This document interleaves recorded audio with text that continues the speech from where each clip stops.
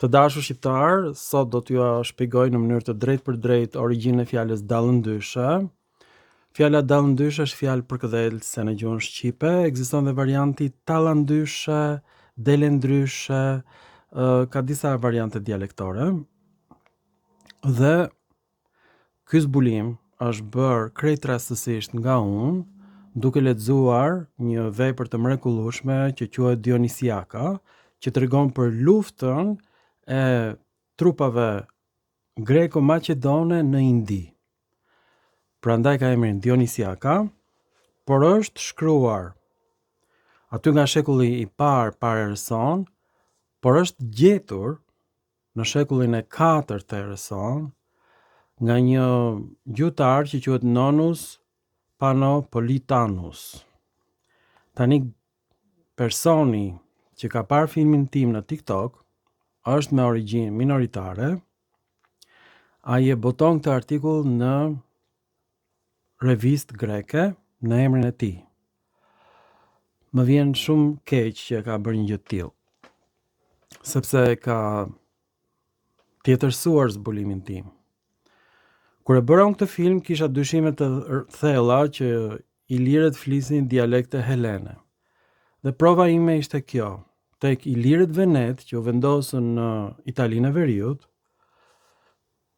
ku është Venediku praktikisht, këta ilirë janë gjetur shkrimet e tyre origjinale dhe ata e quajnin veten Graikos, do të thotë grek praktikisht.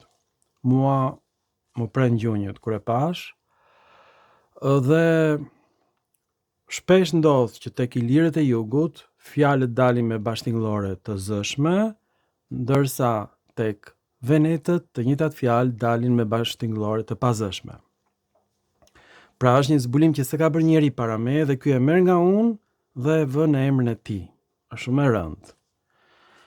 Dhe ky diskutim ka nisur në vitin 2004, kur unë botoj fjalorin e gjuhëve indo-europiane falas në internet dhe unë bëj një artikull në anglisht dhe them që emri Taulantis është emri i gjinisë femërore, por në greqisht ama. Ka filluar një sulm kundër meje, i pabërballueshëm dhe unë aq shumë u trondita sa që deri në vitin 2019 nuk kam dalë me fytyrë dhe me emër fare. Pra gati 6 vjet më parë vendosa të dalë me emër dhe mbiemër, por deri në 2019 jo. Madje kanalin televiziv që hapa me emrin dhe mbiemrin tim e mbyllën turp albanët duke raportuar. Pse? Shiko qa zbulimi, pra, Taulantioi është numri shumës. Është përdor gjithmonë në numri shumës për taulantët. Është emër grek në greqisht. Në Dionisiaka unë e gjej me d të zëshme, Daulantioi. Deri në këtë moment mendoj që emri Taulantis ka patur kuptimin tryez. Tani rezulton që është variant dialektor i emrit Daulantioi. Ky greku, shqiptar folës, shqip njëkohësisht, e merr këtë zbulim dhe nxjerr në emrin e tij. Unë e dija që do ndodhte një gjë e tillë dhe sot do e provoj para gjithë botës që ky është zbulimi im. Fragmenti nga i cili unë e kam marr është fragmenti D12.8 i enciklopedisë së Bizantit, shekulli 6 i erëson. Ky greku për këtë nuk di gjë fare. Dhe do ja tregoj unë juve tani, do habiteni, është varianti në greqisht dhe është përkthyer në shqip. Daulis, qyteti Fokis, në të cilën ndodhen ngjarjet lidhur me Proknen dhe Filomelan. Homeri thot Daulis dhe Panopea. Fjala Daulos ose Daulon, emrasnjanës, Daulos mashkullor, do të thot vend i dendur me bimësi të dendur. Dhe qyteti është i mbuluar me pemë të dendura. Daseia. Autorët e mëvonshëm e quajnë Dauleia, është emër abstrakt grek që ta dim, do të thot dendësia, fjalë për fjalë, me theksi në rokin e parafundit dhe me diftong. Ndërkohë, Pausanias në librin e 10 thot, nga nimfa Daulis vjen ky emër. Pra është nimf në qytetin Fokis. Për këtë arsye quhet edhe banori Daulis. Është emri i gjinisë femërore. Edhe Taulantis është emri i gjinisë femërore. Pra është emri i nimfës. Daulis është në Fokis, Taulis është tek Ilirët Venet. Banori quhet në ilirisht ose greqishtën e lashtë Dauleus ose Dailiueus, ka dy variante. Sot në greqishtën e sotme kjo do të ishte Davlieus. Kuptim dhe shqiptim krejt tjetër, pra ne na duket sikur i greqishtja sotme nuk ngjan me të lashtën, por është kopje. Thjesht d-ja nisore është bërë dh në greqisht. Për banorët e Daulis ekziston një figurë shenjtërore e Athinës dhe një statujë e lashtë. Forma e gjinisë femërore është Daulias. Quhet dhe Daulios në mashkullore. Nga varianti femëror Daulis rrjedh etnosi Daulidos dhe Daulidas. Kjo ndodh vetëm në greqisht.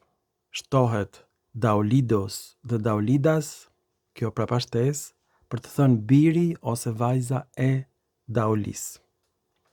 Emri Daulis merr theksin në rokin e fundit, oksiton, ndërsa Aulis, sipas dialektit aeol, theksohet në rokin e parë baritone. Pra, mënyra shqiptimit të fjalëve në greqisht ka ndryshuar me shekuj dhe ky fjalor i shekullit të 6 shpjegon si ka qenë varianti origjinal në greqishtën e lashtë dhe në ilirisht. Kjo të shtyn të mendosh pra që Ilirët dhe Venet edhe Ilirët më në jug, pra në Epirin e sotëm, kanë folur greqisht, jo shqip. Tani ky minoritar e shfrytëzon këtë për të keqen ton, kuptohet, për të thënë që s'ka patur shqiptar këtu, dhe më vjen shumë keq që punën time shkencore ai e ka përlyer në dëmin ton. Por puna shkencore duhet të jetë gjithmonë asnjanse. Çfarë ishte qyteti Fokis? Qyteti Fokis shkruhej me PH dhe dikur shqiptoheshte Pokis. Por në greqishtën moderne është Thokida ose Thokida. Nuk ishte thjesht një qytet i vetëm, por një rajon historik krahin në Greqinë qendrore. Në jug shtrihej deri tek gjiri i Korinthit, në lindje kufizoi me Beotin dhe në veri perëndim kufizoi me krahina të tjera si Lokria dhe Dorida e Dorëve. Territori i saj dominohej nga vargu malor i Parnasit, në greqisht Parnasus, dhe përfshinte luginën e lumit Kifis. Shkruhet Kephisus dhe shqiptohet ashtu, por sot në greqisht shqiptohet Kifis. Ata që din greqisht e din se për çfarë flas.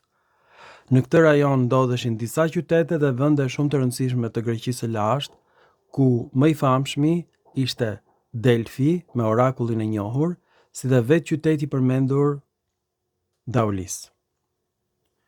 Në Greqinë e sotme moderne, Fokis ose Fokida ekziston ende si një njësi rajonale ose prefektur brenda rajonit administrativ të Greqisë qendrore me qendër qytetin e Amfisës.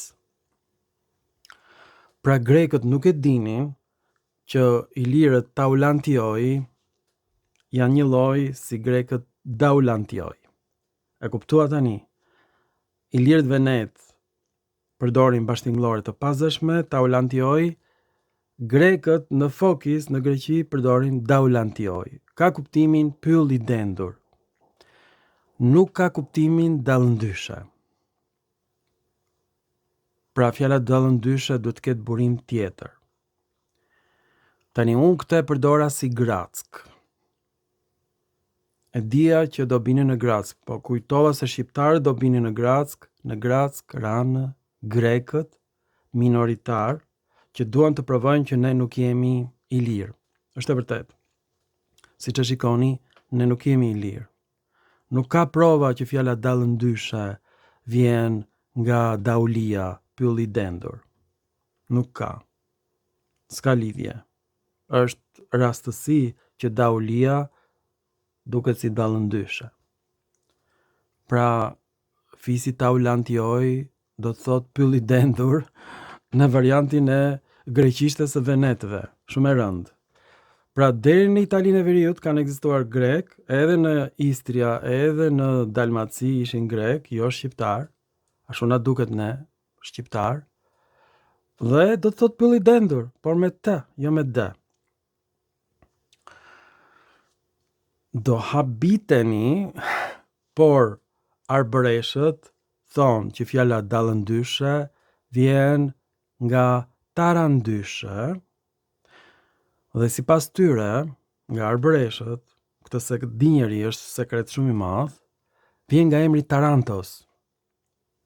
Nga emri Tarantos vjen dhe emri Tarantula, ose një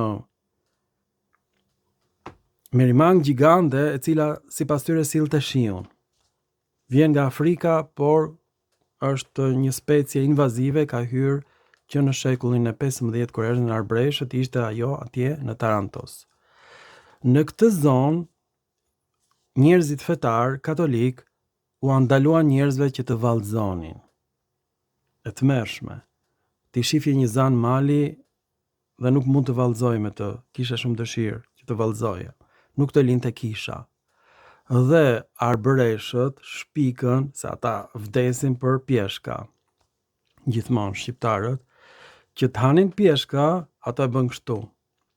Arbëreshët filluan të vallëzojnë, shpikën një valle që do sillte shiun.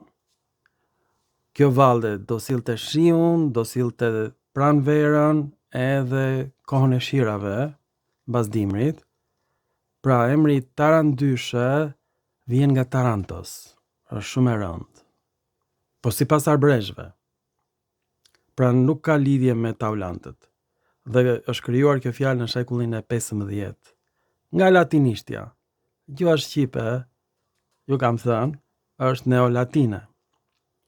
Kjo nuk është fjalë ilire, vjen nga Tarantos, që ka qenë vendbanim grek, Tarantos, që ta dini, në lashtësi, por arbreshët shkojnë atje nga Atika, përzihen nga Greqia, refugjat në Tarantos. Atje nuk i lini të vallëzonin me pjeshka të bukura dhe për ta ngrënë pjeshkën, ato vendosën që të vallëzojnë ndryshe. Do sjellim shiun, i than kishës, na lini të vallëzojmë. Kisha i la që të sjellin shiun dhe të vinë dhe dallëndyshet në Tarantos. Dhe i vun emrin Tarantyshe, dallëndyshes, është fjalë për këdhelse. Kjo prapashtesë është tek gjuhët slave, edhe në Shqip. Është prapashtesë për këdhelse. U kënaqet, pra nuk është emri i lirë. Është fjalë për këdhelse me prapashtesë slave nga emri Tarantos. Ka ardhe emri Tarantula andej, kjo merimanga që kërcente kur binte shiu, edhe emri i Tarandyshes ka ardhur nga Tarantos, po sipas arbreshëve. Këtë shpjegim i japin arbreshët, e kam biseduar me ta në rrjetet sociale, e nxora sot para zanave të malit, i du shumë të gjithë shqiptarët. Gjuha shqipe është gjuhë neolatine, shumë emra që na dukeshin nga ilirishtja nuk vijnë nga ilirishtja. Ky minoritar që e vodhi gjetjen time ra në Grack, e kam diskreditu dhe degeneru sot para 11.000 ndjeksave të mi, i arrita qëllimit. Por nga ana tjetër rezulton që ne s'kemi lidhje fare me ilirët. Gjuha shqipe është e lidhur me latinishten ose më saktë neolatinishten. Ju faleminderit për vëmendjen, ju dua me gjithë zemër, vallëzoni me zanat e malit, fitojani zemrën se do vijë dhe shiu, do vinë dhe dallëndyshet. Kështu vjen pranvera me dashuri.